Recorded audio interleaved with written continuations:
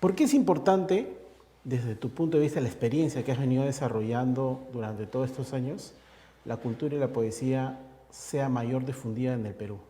Mira, yo pertenezco a una agrupación que se llama La Huaca es Poesía, donde se busca pues promover tanto la arqueología como la poesía. Dentro de esta agrupación hay una serie de escritores académicos a nivel nacional como internacional. Hace poco me fui con un grupo de estos escritores, quien pertenece a la Huaca es José Antonio Mazzotti, catedrático, investigador, vallejólogo, y nos fuimos a Trujillo. En Trujillo también se integró Stephen Hartz, que es también catedrático de la Universidad de London, vallejista también, un importante académico, quien fue nombrado honoris causa. Es bueno, una serie de investigadores, Jorge Kishimoto y demás personajes, y estuvimos conmemorando el fallecimiento de nuestro gran poeta universal César Vallejo, este 15 de abril, ¿no?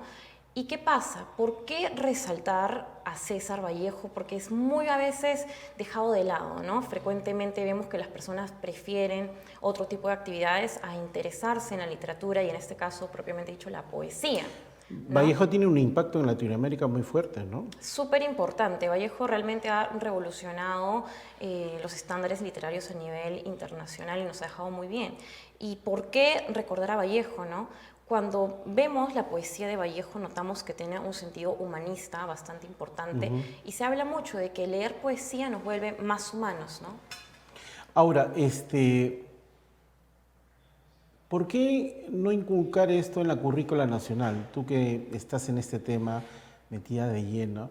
Yo he conversado muchas veces con algunos exministros de Educación y he notado que hay un poco de interés en ese tema, ¿no?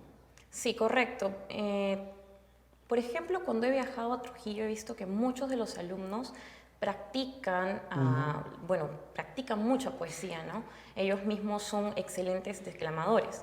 Pero si comparamos con colegios de Lima, usualmente no lo vemos pues en un nivel tan importante. Hay colegios que lo hacen y hay otros que no.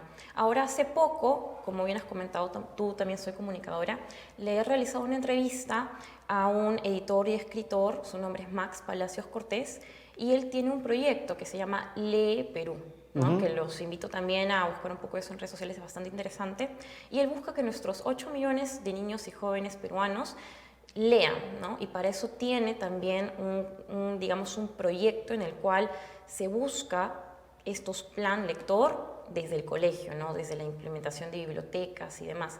Entonces, para que los colegios también puedan promover la literatura, hay que ponerse planes y estrategias, ¿no? Concretas.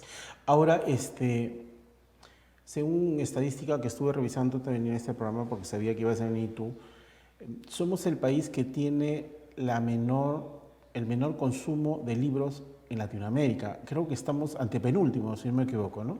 Mira, si nos comparamos con Europa, por ejemplo, en Europa se leen pues en promedio 200 libros al año, o sea, es muchísimo. Y eso es bajo, ¿no? Porque hay países que leen pues muchísimo más, ¿no? Y pues en Perú la gente no lee creo ni 10 libros al año, o sea, hay gente que lee un libro o medio libro al año, algunos ninguno.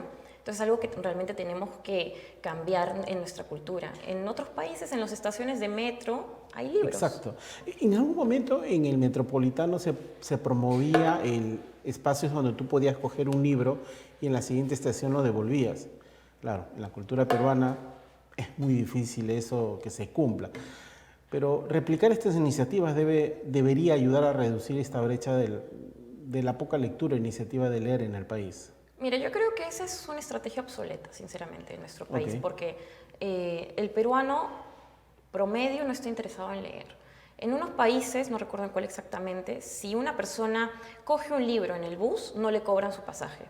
Aquí lo harían solamente Interesante. para, digamos, aparentar y que no se le cobre, pero no va a realmente tener el objetivo que es leer a conciencia y aprender, ¿no? A través de esta lectura. Ahora, entiendo que tú también escribes, ¿no? Has escrito algunos Escribo, ensayos. sí, poesía, tengo algunas publicaciones en economía, estoy próxima a sacar un poemario y un cuento, una narrativa. Y bueno, estoy también tratando de hacer unas investigaciones. Okay. Mira, cuenta con este espacio, con mi apoyo. Tú sabes que nos conocemos hace un tiempo y y creo, y hay que seguir impulsando el tema de la lectura. ¿Qué nos puedes leer algo corto? Bueno, mira, he traído acá este poemario, El zorro y la luna, de José Antonio Mazzotti. Tiene muy lindos poemas, se los recomiendo bastante. Y mientras busco alguno, te quisiera comentar un poco sobre un tema bastante interesante con relación a nuestro poeta universal, a Vallejo, que es principalmente la causa de su muerte, ¿no? Hasta el momento no se sabe, no tenemos una no tenemos algo realmente concreto en relación a la muerte de Vallejo, pero sí hay hipótesis. Una de estas grandes hipótesis que han sido publicadas últimamente ha sido la de Stephen Hartz, que es este investigador vallejista que viene desde Europa, desde Inglaterra, y él plantea que César Vallejo falleció debido a un agente de Stanley que lo envenenó, ¿no? Y solamente podríamos llegar a esa conclusión sacando el cuerpo de Vallejo y realizando un estudio, sí. ¿no? Exactamente. Y esa es una teoría bastante interesante porque Vallejo perteneció al Partido Comunista Español, al igual que Neruda, pero Neruda ocultaba las publicaciones de Vallejo, ¿no? Y a partir de su tercer viaje a Rusia ya se notaba que las fuerzas estalinistas tendrían cierto recelo con Vallejo por el importante nivel al que había llegado, ¿no? Académicamente, como escritor. Y esa es una de las teorías que están marcando bastante, ¿no? Lo que nunca entendí es por qué a César Vallejo nunca le pudieron otorgar el premio Nobel de la literatura a él, ¿no? Yo sé que no estaba implementado en esa época, pero, o sí, creo que sí. Pero es un grande César Vallejo, por favor, ¿no? Mira, César Vallejo era una persona que apostaba mucho a la posteridad. Es más, se habla de que en un momento una periodista se acercó a realizarle una entrevista. Él era muy poco de realizar entrevistas, no le gustaba. Y le pidió muy cortésmente a Vallejo una entrevista y él le dijo, entrevístame cuando me haya muerto. Y entre otras anécdotas, pues se ve que Vallejo era una persona que apostaba a la posteridad, ¿no? Imagínate, ahora ya que no lo tenemos entre nosotros, ¿quién no hubiera querido hacerle una entrevista a él? Sí, yo también quisiera, ¿no? Brenda, tú sabes que el tiempo es tirano en televisión. ¿Sí? Léenos algo muy corto porque hay situaciones que están pasando en este momento en nuestro país y necesitamos también... Listo. A ver, les voy a compartir Canción Abuela Limeña de José Antonio Mazzotti. De repente es inútil este idioma.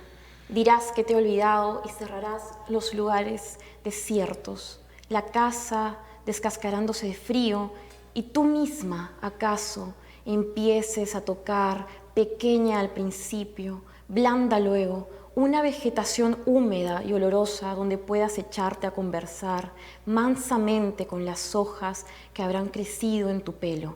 Tendrás las manos tibias y una pálida certeza de que todo empieza y tu vestido, donde tantas imposibles veces me escondía, comenzará a oscurecer al fondo del ropero, tímido ante tu peinado, cada vez que te embellezcas luminosa en el espejo, cuando alguien te abraza, imagina sin dolor estos dedos agachados y dulces con tus cartas, entrenados para tu delicia, vuelta tu boca con la figura del verano y pasearás dibujando en la arena ese nombre al que acostumbrada esparcirás tus ramas, surcirás otro vestido y quién sabe, comiences a sembrar un árbol para cuando llueva.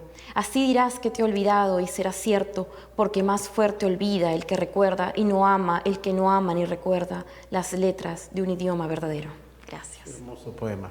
Qué bonita manera de terminar esta entrevista y yo lo que quiero resaltar, Brenda, a pesar de ser muy joven, estás muy involucrada en este tema y por favor, conectados y este espacio siempre va a tener una oportunidad para poder conversar y promover lo que tú estás defendiendo tantamente en nuestro país. Muchas gracias, Percy, por también preocuparte por la lectura y por la literatura en nuestro país y también por la gestión cultural. Así Un honor es. haber estado en tu programa. Y leer nos va a sacar de la ignorancia que algunos personajes están sumidos y creen que en base de eso pueden cuestionar algunas situaciones.